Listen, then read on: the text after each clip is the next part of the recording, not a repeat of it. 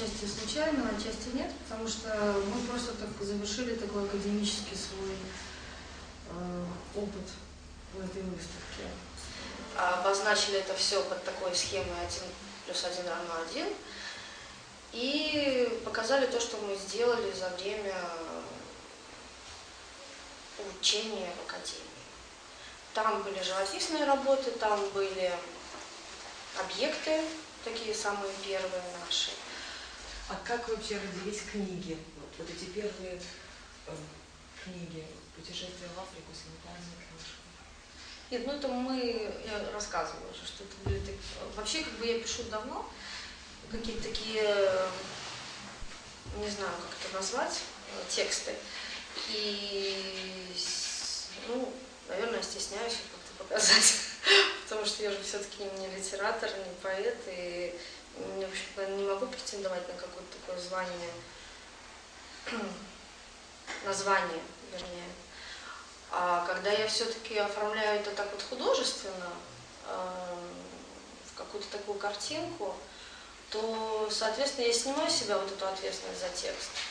И получается, что текст – это как бы оформление картинки, да? А на самом деле не так. Ну, в общем, это такая, ну, это, наверное, такая, получается, немножко подмена того, что я хочу сказать. И вот первая книжка «Путешествие в Африку» – это такой, может быть, дань такому, какому-то там моему инфантильному такому настроению, такой мечте какой-то, вот. А уже санитарная книжка – это, ну, такой анализ того, что такое вообще санитарная книжка и как вообще она может существовать, по сути дела. Все мое творчество, оно, конечно, основывается на каком-то таком личностном опыте и, ну, что ли, не знаю, узнать себя поближе, если это можно так, ну, примитивно обозначить как-то. Вот. А вот почему все-таки возник вот этот коллаж? То есть, с одной стороны, да, глянец, и вот все, что с этим связано, но... Ну, вообще в этом никак не связано это с глянцем, абсолютно. Просто коллаж для меня это выход такой, желание избавиться просто от своей руки, от своих, какого-то своего там стиля. И максимально себя, может быть, обезличить на вот этой плоскости планшета и применение, ну, вот этой техники там, бумаги там, и так далее. То есть взять максимально обычные какие-то такие простой материал, такой примитивный, да, и, ну, как-то и таким образом вот выразить то, что я хочу сказать. Потому что живопись для меня, конечно, она... Ну, то есть я так или иначе буду живопись сталкиваться с красотой, то есть вот с такими понятиями красивости и какого-то своей руки, своего какого-то языка, а я от этого хотела максимально уйти. Когда я сделала эту траву, она называется «Гербарий смерти». И я, естественно, как начинающий член Союза художников, пошла на выставку, не помню, как эта выставка называлась, ну, это даже, наверное, не важно, как эта выставка называлась. Я принесла эту траву, и, собственно, эту траву не взяли на выставку, потому что у нее было такое грустное название, то есть пессимистическое, «Гербарий смерти». Вот меня это удивило, почему. Ну, в общем, не взяли эту работу, и через год мы решили так опять проверить нашу, ну, я не знаю, как там, эту комиссию, которая принимает. Я ее назвала «Волосы надежды». Ее взяли, потому что название, в принципе, было уже оптимистическое. Там еще была голова такая прекрасная, просто голова с волосами, Hello Kitty. Эту голову я нашла тоже в парикмахерской. Очень, конечно, в нашей жизни, ну, это, наверное, с каждым художником случается, когда просто какой-то случай, он подталкивает тебя на какое-то решение новое, может быть, для тебя такое непривычное. И вот я нашла эту голову в парикмахерской, я тогда делала оформление парикмахерской. Я просто совершенно обалдела от этой головы. И вот решила сделать такую дамочку. А в какой момент вот для тебя предмет, да, становится объектом? Ну, в тот момент, как я на него посмотрю, конечно. Вообще, это очень интересно, конечно, такая... Ну, это, наверное, просто наш ракурс какой-то, да, такой художнический. И когда ты себя заряжаешь на вот этот вот взгляд, то, конечно, как только ты заходишь на рынок Экспобел, то для тебя, в принципе, все становится произведением искусства. Просто как это взять, составить, сконструировать, и, в принципе, все это превращается уже в объект. То есть, наверное, как бы проблема просто в моем взгляде на эти вещи.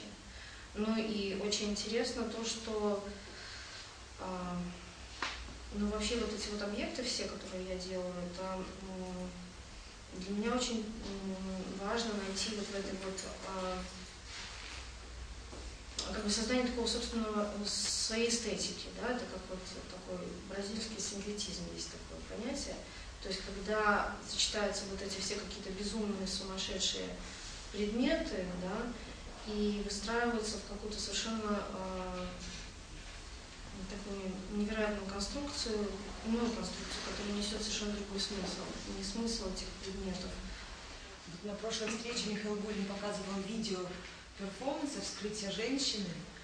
Вот. И тут мы просто сделали подборку укрупненных фрагментов того, что было в этой женщине. И я так понимаю, что объектами этими занималась Тоня. Ну да. Дополнение. Мы сделали эту даму, обозначив каждый ее орган там по-особенному, ну, то есть по-своему, да. И когда мы вскрывали этот орган, там был орган неуверенности. Ну, то есть, по сути дела, это абсолютно тоже такая личностная какая-то вещь, с какими-то своими какими-то там частностями, да. Но, да, в каждом каком-то, как сказать, отверстии был вот объект, который обозначал тот или иной орган. Этап, который еще не завершился, черные пятна, серия черные пятна, вот, где ты уже как бы такую другую тему заявила, и она была, и ну, вдруг проросла. Эта тема, она вообще такая, как-то, которая, не знаю, эта тема интересная всегда. Я с ней всегда занимаюсь, эта тема, ну, тема смерти, жизни и все, что с этим связано. А черные пятна — это такое, она еще, наверное, не завершена, и, наверное, очень много из этого уже, конечно, было видено. Это объекты, которые сочетаются вместе с планшетами, с какими-то еще такими штуками другими. Это коллажи. Ну, в этом проекте я просто исследую такое, как сказать, вообще понятие времени, памяти и память как категория времени. То есть, я брала, такая интересная, мне показалась, поэтесса Моника Ринг, и вот с ее стихотворением я как-то так постаралась что-то такое сделать. И я взяла такой замечательный толстенный фразеологический русско-немецкий словарь и писала туда это стихотворение, буквально писала, то есть я писала по строчке, по слову, по абзацу, то есть на каждой странице я пыталась как-то расшифровать для себя это стихотворение и найти в нем какую-то такую свою структуру, свою схему и выделить для себя как, ну, что ли, самое главное из этого стихотворения. И вот по итогу это получилась такая фраза «es ist da», «оно тут». И мне показалось, что это настолько, в итоге это показалось мне таким родным, это стало мне таким родным, что эта фраза стала абсолютно моей. Потому что идеально это прийти к знаку, к какой-то лаконичности. Ну да, мне кажется, я прихожу. Ну, для меня это, да, это очень-очень важно. Поэтому, наверное, я и занялась коллажами, и вот последние какие-то мои объекты. Да, мне очень хочется максимально минималистично подать информацию. И вот поэтому, наверное, я объектами вот занялась, потому что очень хочется как-то, ну, не знаю, довести свою изобразительность до такой азбуки Морзе. То есть зритель, он должен считать, вот ты закладываешь какое-то послание, и зритель должен очень точно его считать в итоге, да? Ну, зритель его же по-любому как-то считает, по-своему. Вот. Собственно говоря, мне это не особенно как-то волнует, как будет это считывать зритель. Нина, вы говорили, что вы стремитесь увидеть красоту в некрасивом, да? То есть мне в этой фразе сначала, когда я ее услышала, какой-то возник такой немножко логический парадокс, потом по мере вашей презентации я в этом увидела то, что вы, возможно, за не очень красивой формой, допустим, у вас произведение может быть не очень красиво по форме, но при этом вы закладываете, возможно, какой-то смысл, какой-то хотите вызвать какую-то эмоцию, какую-то мысль человека, чтобы он, может, отрезвился, может, о чем-то задумался, может, что-то такое вызвать. И если это так, не думаете ли вы, что человек может просто увидеть какую-то неприятную форму, и вот это что-то неприятное, оно просто будет каким-то образом проникать в людей? Ну, я вообще-то не хочу нести положительную эмоцию.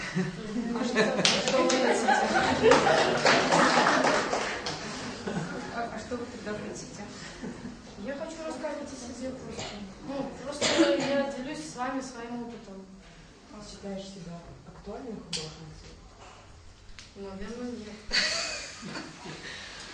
Если нет, тогда да, актуальная относительно своей жизни. Я же живу здесь и сейчас. Значит, я актуальна. Извините, не актуальная художница, а художница актуального искусства, да? Никто не поняла. Я поняла, конечно, я поняла. Ну, наверное, я все равно, конечно, я не занимаюсь анализом, да, я не занимаюсь таким аналитическим искусством. Возможно, я не актуальный художник вот, относительно вот таких вот понятий, да.